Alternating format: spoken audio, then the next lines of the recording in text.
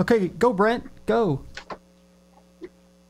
Well, here it is 9 p.m. on the East Coast of the United States. So we've just gotten word 2 hours ago that Apple has made an announcement that they're going to have a financial press conference tomorrow at 9 a.m. Eastern Time, roughly 12 hours from now, and 6 a.m. Pacific out west in California, where the headquarters is. And the only thing we know is it's going to be Tim Cook on the call, the CEO, who took over for Steve Jobs, and the current CFO, Peter Oppenheimer. And we also know they're going to be discussing one sole topic and nothing else, and that topic is going to be what Apple is going to plan to do with its current $100 billion cash surplus / war chest / call it what you want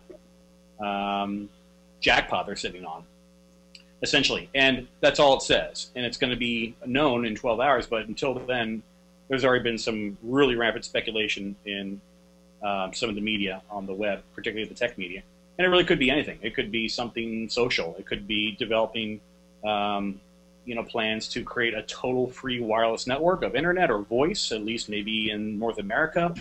It could be investing into research for medical ailments or some sort of specific disease. Maybe, I think that's very possible with Steve's death being that of cancer. It could be a significant contribution to cancer-related research. It could be that they're just going to pay back their customers and give everybody a refund. They could lower the price of the iPad to $30. They could do one of 8 million things, or who knows, something really boring too, like just give cash back to all their investors in the stock.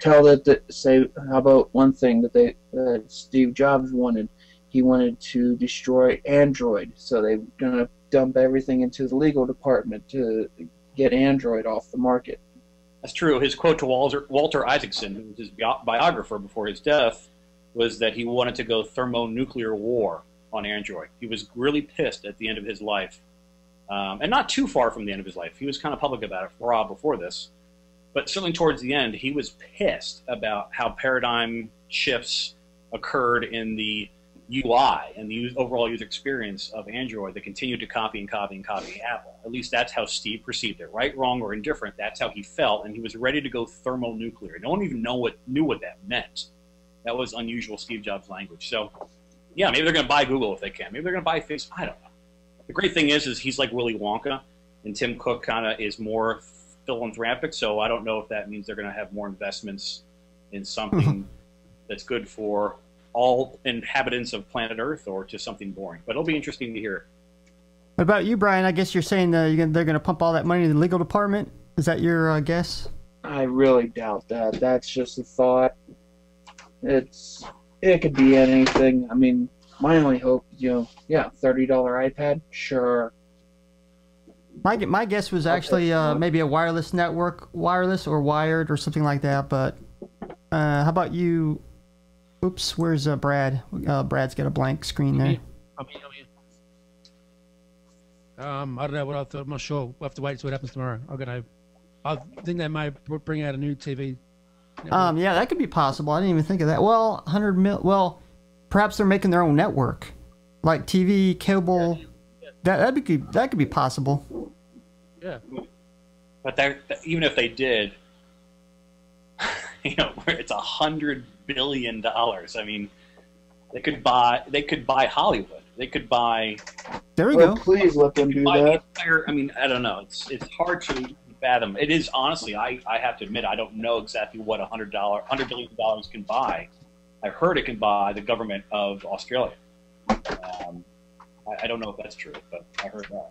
If they can buy Hollywood and then get them to stop, force them to look to the future and stuff, rather than going, oh, why aren't these people paying, unbelievably, claiming, piracy and all that stuff. I think the more traditionalists out there in the media are saying, and there's a good chance they're just right, it'll be a boring thing. It'll be a reevaluation of the current stock price. It's on a roller coaster, and the downside to it being on a roller coaster is that now it's out of the reach of the average investor to afford. They can't afford Apple stock. It's too expensive. Stock split.